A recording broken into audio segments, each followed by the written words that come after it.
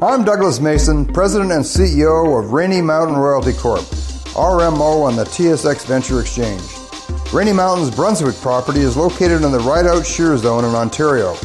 With grab samples running as high as 32 grams per ton gold, a drill program will commence this spring to test the numerous targets located by recent groundwork. For more information, visit our website, rmroyalty.com.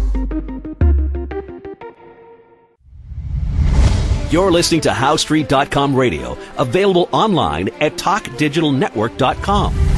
Welcome to HowStreet.com radio, the online source for market opinions. Here is Jim Goddard. My guest is Stewart Muir. He's the Executive Director of the Resource Works Society. His website, resourceworks.com. Welcome back to the show, Stewart. Hey, thanks, Jim. Good to be here.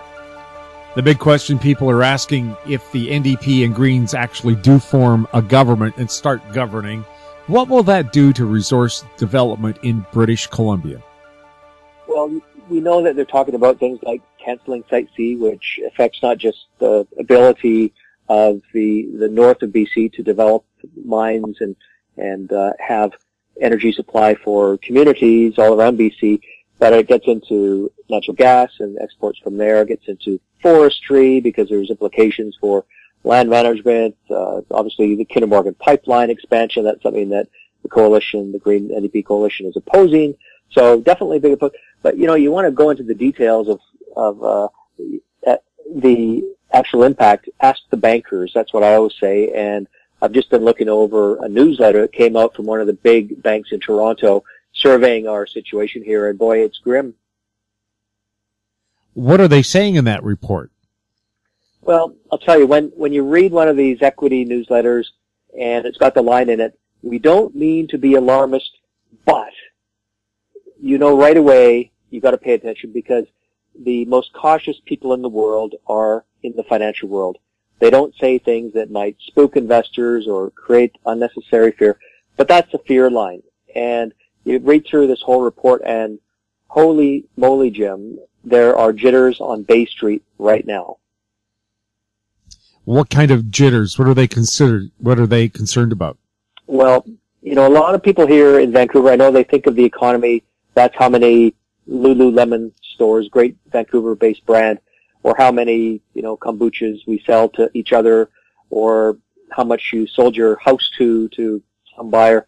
But there's a real economy. The first dollar in the economy is what we create through the things that we make, we extract from our forests, from our mines, from our natural gas wells, that kind of thing. That's what creates exports. It gets dollars into the economy. This is what the bankers are thinking about when they say we don't mean to be alarmist, but. And in particular, they're looking right now at the energy industry, the oil and gas industry, which is a big part of our economy. A lot of people go through their whole lives living in Vancouver very happily, never see it because they don't go up to Dawson Creek or Fort St. John, but it is big there. Carol Taylor, when she was the finance minister of BC, told me she had nightmares about 1 cent changes in the price of natural gas because BC's government's budget depended so much on the royalties from natural gas. And she said it means the difference between building a hospital or not, or improving a highway. The difference day to day could be $60-70 million. So when they say, well, who cares if there's a bit of a downturn in natural gas? Yeah, it's quite alarming. There's a great big divide in understanding between those who look at where the machinery of government gets its fuel from, and where some people think it's from.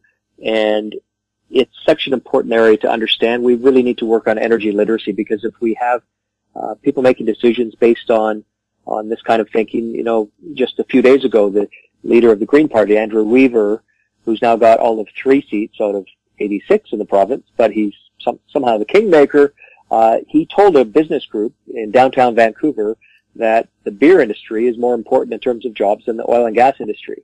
And I think some people thought it was a joke because there was some laughter, but that is something that Mr. Weaver has said in the past and is one of the most misinformed and I think in some ways damaging things you could say about about the oil and gas economy, because it's really what provides 3/4 of the energy that we depend on. You know, whether you're running a hospital, you need that generator, you need to get your ambulances around to get people around to where they need to go, or also in the health system, you need to bring someone in from a remote place, First Nations village, they need to get urgent medical help.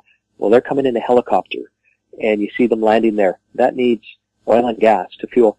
But to some of these people, it's just a joke. And I'm looking at not just one, a 1 cent change in price, but I'm looking at a list of 8 different policy changes that the coalition has promised, that the bank's note that I'm looking at has reviewed. Things like delaying the Trans Mountain Pipeline expansion, reviewing the hydraulic fracturing situation, or even putting a moratorium on our hydraulic fracturing, otherwise known as fracking. What that would do, water use restrictions they're talking about, maybe more onerous requirements for LNG exports, or higher carbon pricing, or a royalty review, or delaying one of the other pipelines we don't hear about much, but an important one to the gas sector up in the Montney, the North Montney mainline. There's 8 of them, and do you want me to read some of the evaluations of the risk here? We'll go right into those after the break. Avon Resources Limited is a gold exploration company with significant projects in British Columbia, Saskatchewan, and the Yukon. Trading on the TSX Venture Exchange, symbol ABN, and the pink symbol ABN-AF. Surrounded by world-class gold deposits and mines, Avon's 23,000 hectares Forest Kerr Gold Project is located in the heart of the Golden Triangle in northwestern BC. For more information, visit us at avonresources.com. I'm Larry Ray, President and CEO of American Manganese, Inc., listed on the TSX Venture, ticker symbol AMY, A-M-Y, with proprietary patents in the U.S., China, and South Africa. Our focus is on recycling lithium-ion batteries for electric vehicles. China recently legislated the responsibility for recycling onto their electric vehicle manufacturers and importers. For more information, please visit AmericanManganeseInc.com or phone me, Larry Ray, at 778-574-4444. Welcome back. We're speaking with Stewart Muir. Stewart, the banks have said they've got 8 specific areas they're concerned about. Well, let's start going through that long list of concern. Well, you look at the prospect of a hydraulic fracturing review, which I think the NDP, when it was just them and people thought, okay, this is either going to be a NDP government or a Liberal government. But instead we have this thing that wasn't on the ballot at all. No one had a chance to vote on the coalition. But they're talking about a review that the bank thinks could turn into a moratorium that would halt development in the province and push BC production into decline. They've got one word for the impact. It is devastating. That's the word that these cautious, sober people in their pinstripe suits in downtown Toronto are saying. Devastating. That's a word bankers do not use, but they're using it now about what's happening in BC, Jim. It really is, it is nerve-wracking. For the families that depend on this, you think about those who are trying to go into a better form of social living, socially assisted living. They want better housing. Who do you think pays for that? Where do the revenues come from when we build social housing? It flows through our resource economy. So when we have a coalition government in waiting saying that it wants to specifically, deliberately create devastating outcomes for our people, they are hitting the most vulnerable in our society. It is really something that is making a lot of people I'm hearing from heartsick. Of course, we're talking about the people who work in the oil and gas industry. Those are well-paying jobs. If they lose those jobs, what are their alternatives right now? I know the Greens always talk about we should be looking at alternative energy, alternative industries. Where could they go right now where there are jobs? Yeah, well, it's really important that all of us acknowledge that we need to get better at using our precious fuels. We have to be responsible. We have to look for clean energy alternatives. But the key thing is you can't just do that overnight. You can't drop everything and expect to be able to help others in society the way we do now. And if you look at some of the good jobs we have say in Metro Vancouver, that depend on resources. You got longshore workers. They're pulling down $150,000 for a great job. They're union workers. Those are family wage packages they've got, and they get overtime, and they work as much as they want. It's a great situation. What we're hearing from the coalition is, hey, those jobs don't matter. Resource jobs are bad, but we're going to get people into tourism jobs because that's the future. Well, right now you can go and verify this in Stats Canada, but those tourism jobs, they're great in a way, but they pay $30,000. So you want these workers to go from $150,000 to $30,000 and be content with that. I don't think so. And of course, how many houses, cars, dishwashers, dryers would they be buying on $30,000 a year? That's right. I mean, there's this hype cycle around clean tech. A lot of people love talking about it. It's got technology in it. It's got clean in it. Two words we love. Clean tech, put them together. Ooh, that sounds good. Well, there was a recent study by one of our more eminent economists in BC who looked at clean tech, and he's a big fan of it like I am. But one thing he found was kind of a sobering fact was that you take all the clean tech businesses in BC and add them up, and what are they worth? They're about the same value as one of our bigger, important forest companies, Canfor, out there.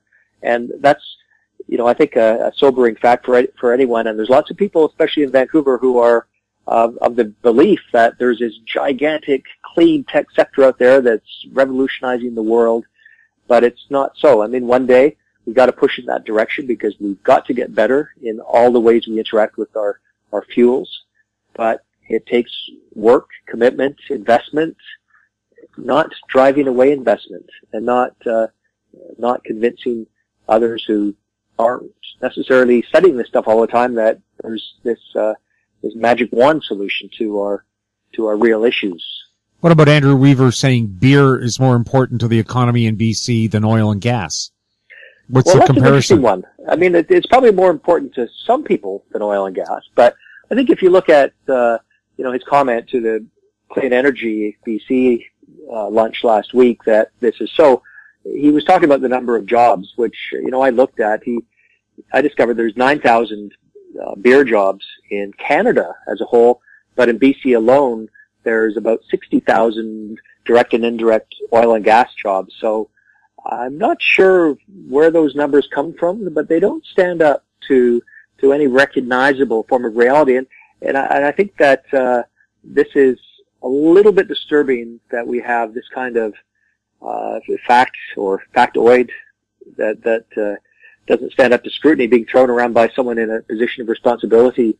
So I think we have to start shining a light. There's a honeymoon effect in politics. People come into office, they are given a little bit of a break by the public because we know that it's not easy to get into these complicated jobs.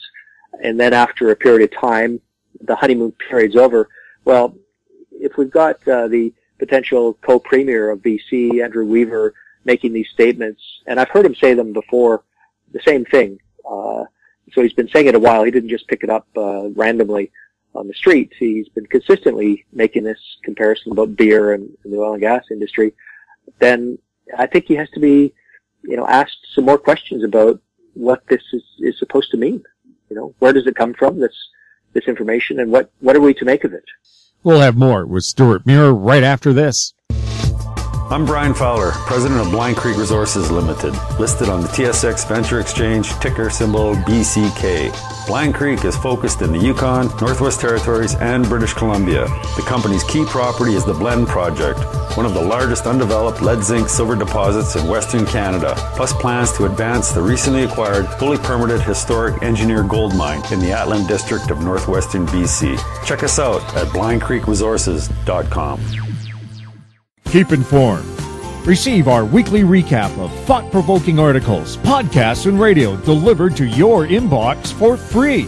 Sign up for the HowStreet.com weekly recap on our homepage, HowStreet.com. Welcome back. We're chatting with Stewart Muir. Stewart, again, looking at the list that the bankers put together, what other companies and workers could be really directly effective if the NDP and Greens decide, well, basically we're just going to shut down the natural resource industry? Well, you can take a nice little company. It's got a a big exposure to things in BC. Up in Kamloops, they've got operations. Horizon North Logistics. It's a company that builds those modular housing units that you would live in if you're at a work camp. So you go to a place like Site C, where they have these triple-decker portable homes that they've set up there for a couple of thousand workers up there. That's an example. Horizon has got work camps that they set up and service all over BC, and it creates these jobs. There's actually a company down in Kitsilano. I went down there. It was really neat. They provide the medical support for those work camps. And if you're, a worker out there for 10 days or whatever it is at a time that they go to their shifts, you might need to go see the doctor or nurse, or maybe you got a more serious problem. Well, this company operating just beside Granville Island in Kitsilano is the one that makes sure all of the logistics and support and latest technology and, it's all done right, delivering the medical safety for those workers. Those are really city jobs.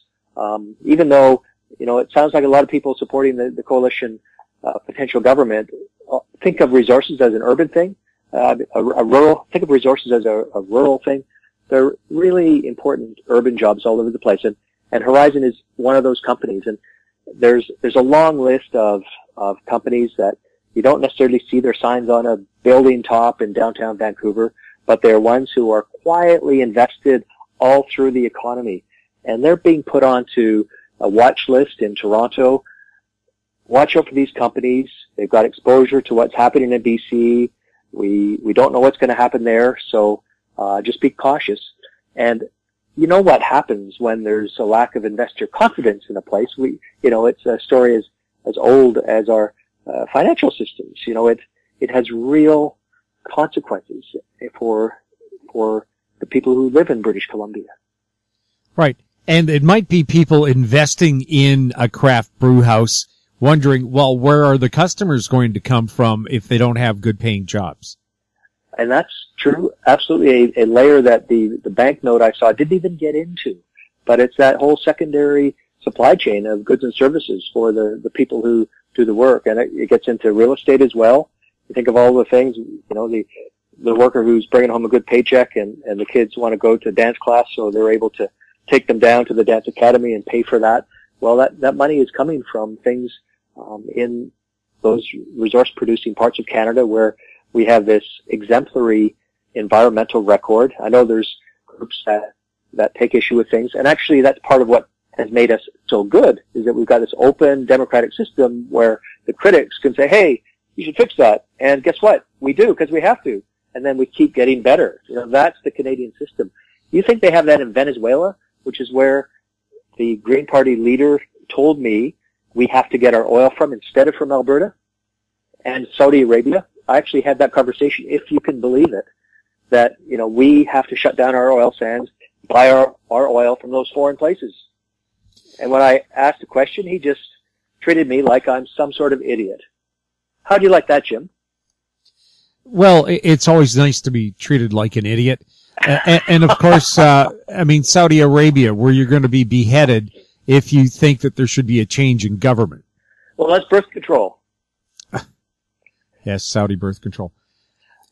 Well, what are people then telling you about what's going to happen to BC's economy if these policies start to be put in place? Oh boy, it's just inevitable that if you downsize the engine of the economy, then the power of the economy is affected by it. There's a fanciful belief that if we just do that, there will be this replacement economy that will come, and it will come. I think the idea is if you put a bunch of money into transit and building more schools and hospitals, maybe use some BC wood, that's a way to trigger economic growth. And, those are good values. I really applaud someone who wants to build the social amenities of BC, because Lord knows we need them.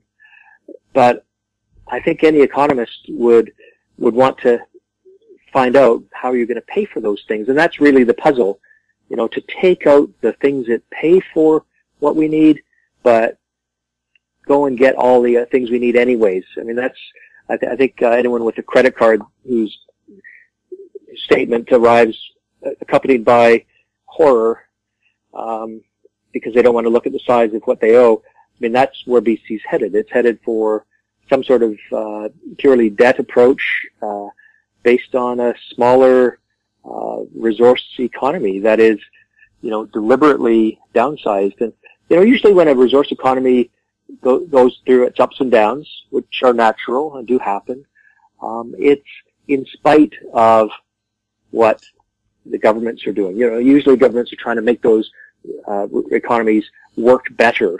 It's really unusual when a government is deliberately trying to make the economy smaller, but still wants to get the social services side bigger. You don't see that very often because it doesn't have a great track record.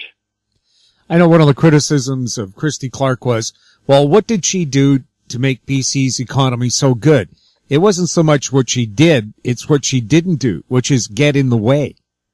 Get in the way, yeah, and I think that's one of those things. If you want to pick winners, that was a term I've heard a lot over the years, and I've heard it from Premier Clark. We don't pick winners, but we do create a level playing field so that the winners can be chosen through competition with one another. The one that comes off the field with the trophy is the one that has won, and that's our system. There are those who say, well, that's not a very good system, but it's been a system that's worked rather well for attracting investment. If you have people saying, we would like to put $8 billion into a pipeline in British Columbia to get oil from the oil sands to foreign markets so that we can increase the value of that oil, so that we can increase the benefits that Canada gets, and we can build a better society. The people who don't want to pick winners would say, sure, come and try it out. Then there are those who say, well, we think that you shouldn't do that because, we don't want you to have an investment that produces benefits to Canada for as long as 40 or 50 years. So we wouldn't like you to even try to make that investment, which is what we're hearing now from, the coalition people, which is it's a departure, and it's why those bankers in Toronto are looking at BC and wondering about the implications for the whole country. Because here's something really important to understand. It's a little bit complicated, but Canada's recognized as a country. We need to improve our environmental performance, including our greenhouse gas productions, which have to go down. And so we have places like Alberta that produce vastly the biggest amount of greenhouse gases. They have put a cap on the emissions they're allowed to produce in oil sands. They've also put in a carbon tax. It'll go up to $50 by 2022. And so because they've done that, the feds under Prime Minister Trudeau have been able to get the whole country to come along, sometimes with a bit of a stick, to accept a national carbon pricing regime. And in turn, in BC, where there was some reluctance to have a pipeline, there were the 5 conditions of Premier Clark. Well, now they've got this $1.5 billion ocean protection program. It will bring the protections on the coast for maritime traffic to the highest they've ever been. And now there's this coalition government saying, no, we're going to oppose this. Well, if they succeed, what's going to happen is that the whole carbon plan, the whole greenhouse gas initiative in Canada will fall apart. The people who are probably the last ones that the coalition would like to see in office will be in office in different parts of the country as a direct result of that. And that will be the legacy of the Green NDP coalition. It's simply astonishing. And it is a grave danger to our country. Stewart, thank you so much for chatting with us. Thank you. My guest has been Stewart Muir, Executive Director of the Resource Works Society. His website, resourceworks.com. You're listening to HowStreet.com radio. Find us on Twitter at TalkDigitalNet. Our popular YouTube channel is Talk Digital Network. Questions for the show can be sent to info@HowStreet.com. I'm Jim Goddard. Thanks for listening. Comments made on HowStreet.com radio are an expression of opinion only and should not be construed in any matter whatsoever as recommendations to buy or sell any financial instrument at any time. Available online at TalkDigitalNetwork.com. HowStreet.com radio is a production of How Street Media Incorporated.